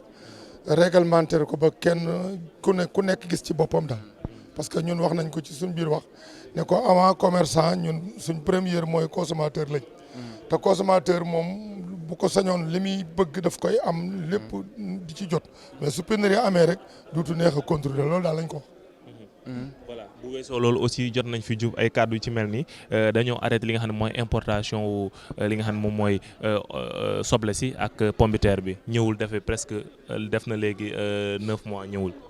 waaw loolu moom yàgg na sax nit ñi ciy wax sax am na ci ñoo xam ne dañoo amul information bi mais loolu yàgg na dafa am benn kuréel bu ñuy wax ARM régulation des prix kooku ñun association comme UNACOIS Yeesal dañu fa am sees bu ñu fay seesee. loolu d'accord nañ ci depuis 2013 boobu wax na dëgg arrêté nañ l'importation de oignon arrêté nañ importation pomme de terre noonu lañ koy defee ci produit wi yëpp mais balaa ñu koy man Sénégal dafa war a dund war ta xiif su fekkente ne dañoo mbay moo xam ne am nañ ci insuffisance alimentaire lu mel ni pomme de terre bi doy soble si doy kuréel boobu dañuy waxtaan ak ñoom pour que ñu ne kat léegi am nañ ci pomme de terre lu doy loo xam ne fii ba nangami weer du jeex. am nañ ci soble loo xam ne fii ba nangami weer du jeex bu ko defee dañuy arrêté ñun dañuy ànd ak ñoom d'accord pour ñu arrêter importation bi ba ñu consommer loolu ba pare suñ consommer loolu ba pare nag ci lañ ñuy door a joxe droit importation ñu door a importer di indi que nit ki bu bëggee pomme de terre man ko am bu bëggee soble man ko am mais fii may wax ak yow nii ci produit bi soble doy na pomme de terre doy na. donc arrêté importation bi tout à fait normal que ñun commerçants yi dañ ci ànd ak ñoom parce que ñun nous sommes des commerçants en même temps producteurs ay baykat donc ñun bu ñu sañoon rek réew mi sunum réew nii ko ministère bi defee rafetlu nañ ko bu baax nag parce que madame la ministre Assome Diatta depuis mu toog ci département bi mu nekk ak léegi ñun commerçants yi gën nañ ci gis suñu bopp parce que day woote ay réunion de concertation te ñun foo nu gis xamal ne 14 régions yi moo taxaw parce que kuréel lañ boo xam ne 14 régions yëpp dañ fa am ay bureau ñi aussi yaa ngi wax lu am solo mooy da nga bëgg ñu gën leen a impliqué ci mbir mi. waaw implication boobu ma wax ci mbir mi nag li tax ma gën koo wax ci sama wax dama bëgg a xamal ministre bi ne ko am na structure yu nekk ci réew mi lu mel ni Sonacos wala lu mel ni maanaam luy defar diw ma ne ko diw boobu bu ngeen bëggee mu yomb da ngeen di privatiser Sonacos jox na ko noonu waa UNACOIS Yeesal. parce que li tax ma am ci xalaat boobu mooy gis naa ne ministère bi mi ngi sonn pour bëgg diw yomb ci réew mi te looy importer moomoo réew ma fixé prix bu ko neex di ko jaayee soo nee da nga koy omele ko yombal ko itam du yomb parce que da ngay compter transport bi nga xam ne bateau bi moo fi indi marchandise bi ak prix de revient ba nga koy jënd ci réewum jàmbur kooku pour nga contrôler ko ba mën a yomb day jafe ñu bëggoon ñun structure yi am ci réew mi lu mel ne Sonacos lañ ciy joxoñ ñaata yoon la ñuy jooy naan gerte gaa ngi nii kenn jëndu ko suñ ñu joxee Sonacos ñun commerçant yi benn geranu gerte ab Chinois du fi ñëw sax bu koy jënd parce que ñun dañ koy téye producteur diw gi yomb bu ko defee ñu jëkk a tal suñu réew parce que fii ci feebar bi ñu ngi ci pandémie bi maa ngi dégg sax tey ñuy wax ne 3e vague xam nga lu ko waral léegi pays bu nekk da ngay xool la ngay bay nga tëdd ci ne damay fexe ba sama réew duñ xiif ñu itam noonu lañ ko bëgg Sénégal dañoo bëgg ñun commerçant yi ñu jox nu structure yi nekk ci réew mi ñu téye ko ñu itam ne suñ diw duutu génn commercialiser ko ba nga xam ne dana yomb ci man ak yow ak keneen suñ kër yi di lekk diw gu yomb mais buñ dee xalaat importation rek réewum jàmbur munoo faa fixer prix bu walaabal. ñu wax aussi ci li nga xam ne mooy la loi sur les prix et la protection des consommateurs loolu mu doon loi boo xam ne dafa war a mën a protéger ki nga xam ne moom mooy consommateur bi mais ñu gis que ni bu yokk amee rek déjà ki nga xam ne mooy commerçant bi dafay ñëw indi yokk loolu la lañ ko analyser aussi. gis nga am na président bu fi jaaroon dafa waxoon lu am solo ci mbirum défendre le consommateur bala ngay défendre consommateur bi kii consommé day am lu mu consommé ba pare mais boo amul lu muy consommé yow looy défendre am na président bu fi jaaroon du ma tudd turam. nee na leen woon yéen ñi di défendre consommateur da ngeen di xam nga lan mooy défendre consommateur da ngeen a jàngut xamu leen ko défendre consommateur mooy nga dem ci mbedd mi fexe ba li muy lekk du primé liñ koy jaay du yàqu duñ ko jaay beñe bu fanaan duñ ko jaay loo xam ne bu ko lekkee biiram am loolu mooy défendre de consommateur mais ministère de commerce am na ay bureau de technique yu mën a xool ba xam prix bi lii lañ ko fixé ARM bi ma la wax nii loolu mooy liggéeyam kon kay défendre de consommateur dañ koy wax nii waaye ñoom daanaka ñun commerçant yi ñun ñoo existé dañoo yor ceeb yor mboq yor pomme de terre yor soble di ko jaay ñun ñooy ñi nga xam ne ñun lañ war a jàppale ci ñu fexe ba structure yi nekk ci réew mi ñu yombalal nu ko ñu jël ko dégg nga maam fexe ba autosuffisance alimentaire bi président de la république di wax di wër di joxe ay tracteurs loolu moo koy joxe mu gis na ci ñun commerçant yi su ko defee lépp dana yomb te dara du seer mais boo oma liggéey prix ne nañ ko jaayee lii te produit ba amu fa xam nga fu mu jëm pénurie loolu laa leen wax. waaw papa li ma la bëgg a laaj rek mooy xam nga ni tabaski presque ñëw na. ministre sànq ci ay propos dégg nga mu ne incha allah diwlin bi doy na. pomme de terre bi doy na. xar yi également doy na. est-ce que yéen kàddu yooyu nga xam ne ni ki nga xam ne mooy madame le ministre. du commerce et des PME wax na ko. est-ce que loolu yéen rassuré na leen. rassuré na nu parce que li tax mu rassuré nu ñoom dañoo am ay bureau technique yoo xam ne balaa ñoo wax dara dañuy dem au lieu contrôler ko ba xam ne lii ñuy wax nombre ba ma nga fal ma jox la ci benn exemplaire lu mel ni compagnie sucrière 18000 tonnes yi ñuy wax mi ngi sur place 49000 tonnes yooyu ñuy wax itam xam nañ ne buñ xoolee li ni ci réseau yëpp da koy daal di mat donc ñoom foofu la ñuy appuyé wu bu fekkente ne nag jeex na danañ ubbiwaat DIRPA ay importation bi bu ko defee ñu indi suukar ci anam goo xam ne nii réew mi saa bu ñu bëggee lekk danañ mën a lekk li ci des ci xaritam li ñu wax itam dañ koy contrôler ca ministère de l'élevage bañ xam ñaata moto moo dugg ci réew mi ak réew mi ñaata moto la ñuy soxla pour que pénurie du am ci xar parce que wax naa leen ko ci biir waxtaan bi buñ bañee yokku di am nañuy fexe ba marchandise mi di doy mais marchandise bu doyut yokku day am mi ngi mel ni yow mu bëgg a dem benn dëkk rek benn oto ne moo fay dem te amul yeneen oto yu fa am booy jëkkante di lang kenn du la ko wax. man parce que moom sax wax na ko nee na carrément dina def kéemtalaay kàttanam ak avec toute son équipe ba li nga xam ne ni moom mooy diwlin bi pomme de terre bi ak xar yi daal di mat sëkk ci nga xam ne du am benn rupture léegi ndax ngeen apprécier également li nga xam ne ni mu ngi koy def chaque 2 mois daal di créer benn rencontre entre moom les consommateurs ak ñi nga xam ne yéen ñi nga xam ne ni yéen ñi les commerçants ndax ngeen apprécier la parce que bokk na ci ministre yoo xam ne ni chaque fois dañuy maanaam dañuy waxtaan ak seen population. merci beaucoup yow laaj nga ma question bu am importance madame le ministre Assome Diatta maa ngi koy gërëm di ko sant ñaan yàlla may ko fan wu gudd xam nga ñun association yi dañuy yóbbu information fa mu gën a sore pour que nit ñi xam li xew lan la xam li xew nag dafa am solo ci réew ministre la boo xam ne depuis mu nekk ci département bii mu nekk ak léegi dafa soxla concertation gis nga def na tournée des régions yi ba suñ bureau yi existé nañ tournée boobu lépp waralu ko ñu xool li ñuy bay naka lañ koy commercialiser moo taxoon mu dem sonnut barki dem bu ñëw nañ fii ñu clôturer affaire boobu tey mi ngi ñëwaat ci confiance lu tax ñun ñu gën a bëgg li muy def mooy mënoo da ngay liggéey te doo woo commerçant yi di waxtaan ak ñoom toog ci sa bureau di def ay dogal yoo xam ne amul concertation dara du ci mujj moo tax maa ngi koy gërëm di ko sant ci lii bu mu ko baax fekk concertation mi ngi am amélioration di am Sénégal jëm ca kanam. ñu ngi lay jaajëfal papa kontaan nañ ci bu baax a baax. merci beaucoup voilà merci beaucoup papa ñu ngi lay nuyu. maa ngi leen di fay. tur bi. Ahmadou Diop. représenté. la Ligue des consommateurs. voilà nan nga gisee ndaje bi nga xam ne tey ministre bi nga xam ne moom mooy Assome Aminata Diatta wowoon na leen tey jii ñi nga xam ne nii nay consommateurs yi les présidents d'association ak ñi nga xam ne ñoom ñooy commerçants yi pour ñëw ñu waxtaan nan nga gisee loolu. waaw man dama koy rafetlu. parce que la communication est importante. mais dama ne est-ce que dana continuer. muy benn. ñaareel ba ministre bi xëy na démarche yi muy doxal moom personnellement loolu am na solo trop. entre ñun ak moom ak consommateurs yi. parce que comme ni ma ko waxee ci sama intervention bu ñu nekkee aussi ñun représente ay association consommateurs nous sommes aussi des citoyens et des consommateurs en même temps dañu jënd ceeb ak diwlin donc nous sommes confrontés comme les citoyens aux problèmes qui se passent dans ce pays-là dans le domaine de l'économie mais dama seetlu ne bu fekkee ne am na ministre boo xam ne moom am na xarañte boo xam ne mi ngi liggéey bu rafet di communiquer ak association di communiquer ak citoyens ak ñi mu war a communiquer ak commerçants yi dañuy jékki-jékki ñu jëlee ko fa indi keneen parce que dal nañu ci bi ñuy défendre man ci ñu doon défendre SDE j'ai participé presque à toutes les réunions ci contrat d'affermage bi nga xam ne moom la jox Sen'Eau et ca jamono boobu aussi j'étais avec la SDE te nëbbu ma ko et l'histoire m'a donné raison parce que ñoom dañ ne dañuy investir fii la ñuy investir ñu gisuñu ko parce que je leur ai posé la question d'ailleurs si sunu réunion bi ñu am rencontre bi ñu amoon seen directrice bi Jeanne Arnal yéen a ngi jaay un produit boo xam ne kenn gisu ko bu ñu parler que de facturation kii di facturation di argent donc marché bi ñu leen jox pour le moment daal doxalu nañ ko ni ngeen ko war a doxe ngeen fooxoon ñu ko ci nga xam ne ñi ko yoroon te ñooñu au moins amoon nañu yaakaar ci ñoom parce que ñoo tane woon voilà. et bu ñu gisee li nga xam ne moom mooy loi bi ñu voté loi sur les prix et la protection des consommateurs est-ce que loi bi ñu ngi koy appliquer. non Sénégal moom nañu waxante dëgg suñu Sénégal la loi bu nekk am na fi. mais application mooy problème te li ma gën a naqari nag mooy li ma posé question sànq ministre bi que ni bu fekkee ne léegi yow man citoyen la waxuma sax dama bokk ci association consommateur mais ma am réclamation moo bay def koo xam ne dafay jaayee nu mu ko neexee te li ci ëpp nag ay étranger lañu man loolu moom mooy xëtt sama xol ñëw ci sama dëkk di fi jaay nu mu la neexee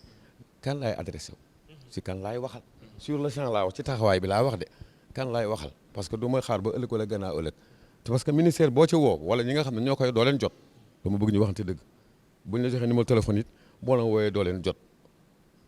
wala muy nekk injoignable ou quelque chose comme ça donc c'est bon de voter des lois mais c'est bon aussi de les appliquer mais de les appliquer d'une façon concrète parce que fi ñu toll ñu Sénégal ñu soxlaatuñu ay loi ay kii ñu lu ñu bëgg mooy du concret et du palpable ñun loolu moo ñu intérêt loolu moo ñu parce que nit ñi dañoo sonn man loolu laa amul lu may wax ci affaire boobu. papa yéen ñi nga xam yow mi nga xam ne yaa fi teewal les consommateurs nga teewal leen bu baax parce que nag gis nañ question yu pertinentes yi nga xam ne posé nga ko madame la ministre yéen consommateurs yi Sénégal yan problème ngeen am par rapport ak tabaski bii di ñëw parce que tabaski dafa maa ñëw trop parce que nag boo xoolee suñu papa yeeg suñu yaay ñëpp ñu ngi toog kër ga di waajal li nga xam ne moom mooy la fête de la tabaski yan problème le consommateur yi actuellement di am ci marché bi. non problème mu tabaski au Sénégal xam nga dafa nekk waxuma à part sax la religion. dafa nekk culture. xam nga li ñu naan rey mu dee ak réew mu dee nit ñi bëggatuñ ko mais au delà de tout ça là kii mborom kër bi jënd xar. dafa bëgg jënd xar boo xam ne mat na xar boo ko seetloo Sénégalais li ma la waxoon sànq dafa am complexe boo xam ne bu ñu jëndee xar bu ponkali xar boo xam ne 400 ou 500 mille dañ koy yeew ci buntu kër gi duñ koy yeew ci biir kër gi pour nit ñi gis ko dañuy teg fële la religion de côté donc dafa am importance boo xam ne c'est crucial à telle enseigne que fii ñu toll nii dégg naa ñu naan xar yi dafa cher. mais ñu bëri ñu ngi koy wax nag. ñu bëri ñu ngi koy wax mais nee nañ xar yi ñëwaguñu mais normalement en principe fii ak ku mu manti doon parce que man mii wax yow de man su ma amoon 1 milliard du ma jënd xaru 500 000 su ma naree jënd xaru 500 000 ma jënd ñeenti xaru 100 000 francs mayee ko ñi nga xam ne amuñu ko parce que la ngay def yow te nga am ko am na koo xam ne mi ngi dend yow amu ko te xëy na ruus na ñëw di ñaan wala mu lay kii pour nga dimbali ko ci côté parce que am na ñoo xam du ñëpp a mën a ñaan donc état bi ci boppam moo war a réguler wax nañ ko fii sànq moo war a réguler. loolu bokk na ci rôle am. très bien voilà bokk na rôle moom loolu état bi moo yor rôle yëpp mais daf du def la mu war a def ci jamono boobu parce que on ne nous sert que des discours mais en fait comme ni ma ko waxoon sur le terrain on ne voit rien mais xar yi war nañu mën a am xar yoo xam ne moyennement quand même bu mu dépasser 100 000 francs. mais ay xar yu baax tamit. waaw muy xar yu baax. waaw mais kuy tabaski lu baax ngay bëgg. mais nañu def comme au Maroc parce que état bi aussi dafa am un rôle de régulateur. mais fii lu waay neex def. est-ce que nekkul aussi vente libre bi moom moo gën a causer problème boobu noonu nit ku ne li nga am rek loolu neex nga koy jaayee parce que yaa ko moomal sa bopp. non en matière de affaire xar parce que moom. vente libre rek la mën a doon. nañu waxante dëgg état bi foofu mënu dem di voilà di fixer non. mais dafa waroon def un prix plafond. ne fii la yem. mais sànq seetlu woon ne ministre bi posé naa benn question prix conseil c'est vague. loolu du wax. mais loolu wax dëgg yow yéen ñëpp yéen vous vivez comme moi. merci des éclaircissements prix conseil wax la. oui prix conseil mooy jaay loolu neexee. mooy la mais mooy xaru tabaski yi aussi waaye bu ñu ne woon prix plafond temps la bu kenn dépensé tel prix. ci xar ba pare nag appliqué ko. teg fa ay nit yoo xam ne ñoom ñooy représenté état bi. waaye doo leen gis moo tax lu ku nekk lu waaye loolu neex ngay jaayee. loolu mooy xew ci réew mi. c'est tout le problème. mais aussi Papa sànq ci solution yi nga xam nga tey rencontre la te rencontre mënul am te solution du génn ci ministre ci ay kàddoom nee na war nañ joxe benn numéro vert boo xamee ne que ni fu consommateur mënta nekk. waaw am problème mu yëg ni carrément am na lu xew. waaw nga ministère mënul nekk fépp. mënul nekk fépp suñu borom rek moo ko mën. waaw donc problème bu am rek ci wàllum consommateur yi ñu jël numéro woote ci numéro vert bi ne produit bi kat ñu ngi koy jaayee par rapport ak li nga xam ne ci marché bi warul yegg foofu ci prix boobu noonu je pense que loolu aussi bokk na ci solution yi nga xamee ne que ni war nañ ko mën a énumérer. je suis entièrement d'accord ci li mu wax. waaye est-ce que loolu dañu ko pérenniser même bu ñu créer un numéro vert pour nga jot numéro vert boobu problème parce que numéro vert boo ko woowee c'est gratuit mais da nga leen di jot. dama lay jox benn exemple rek léegi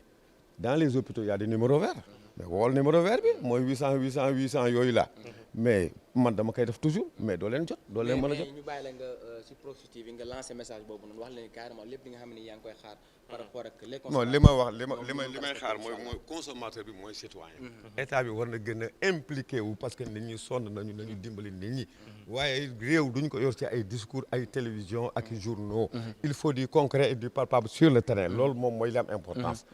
bien que xam naa ne ñu ngi góorgóorlu nag waaye itam la ñuy yokk góorgóorlu bi du dëgg. merci beaucoup ñu ngi lay jaajëfal bu baax.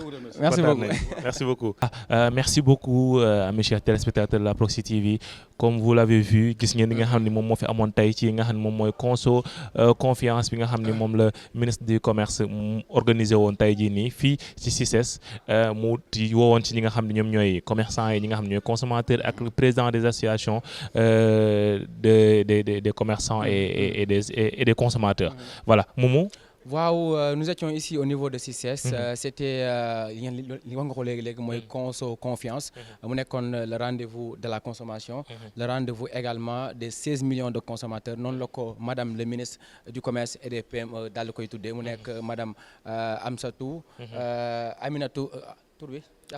Assom moom Assom rek lay def. Assom Aminata Diatta. ministre du commerce et des PME. alors mu nekk benn rencontre boo xam ne ki nii tout le monde ñëpp apprécié nañ ko à sa juste valeur mu nekkoon benn rencontre entre les consommateurs les commerçants mais également le ministre parce que nag le ministre du commerce. c'est un régulateur social c'est un régulateur du commerce. voilà et on vous conseille aussi d'aller et essayer de découvrir ce dossier parce que lépp mu ngi ci biir dossier bi nga xam ni moom mooy le dossier du régime de fixation des prix au moins les Sénégalais dinañ xam lan moo tax ñuy fixer prix yi ci yan critères la ñuy basé pour fixer yenn prix yi donc li ñu war a njëkk a def rek mooy di dem vers l'information donc poussons les Sénégalais à aller vers l'information parce que bu ñu xoolee li nga xam ni moom mooy marché bi tout le temps prix dafay varier donc ci prix ni muy varier dañuy am benn problème moom mooy lan maanaam ma jox la ko zoom voilà mu ngi nii c'est ça boo xoolee marché bi ni muy varier prix yi donc dafa war am explication bu valable te tey ku ñëwoon tey ci rencontre bi di nga ko gis parce que nous sommes des consommateurs avant tout et parmi nous il y a des commerçants et ñi ñu ëmb ñëpp ñoom ñooy association des consommateurs du Sénégal bëri na ay kuréel yoo xam ne ñoo nañ fi tey représenté ñooñu nooñu mën nañ ci wax ñoom ASCOSEN ku ci mel ni waa ASCOSEN ñu ngi fi woon tey jii nii léegi nag ñooñu ñëpp ñëw nañ parce que nag c'est à saluer vraiment ndax madame le ministre du commerce et des PME. La communication est au cœur de ces projets. moom nee na lépp lu muy def monsieur le président son excellence Macky Sall dafa bëgg ñu daal di koy fësal. ba ñëpp teg ci bët. je pense que c'est très important li mu def tey mu nekk Assome Aminata Diatta. voilà ñu kontaan ci bu baax a baax di leen jox rendez-vous incha allah ci yeneen édition Momo. waaw di leen wax juste rassurez-vous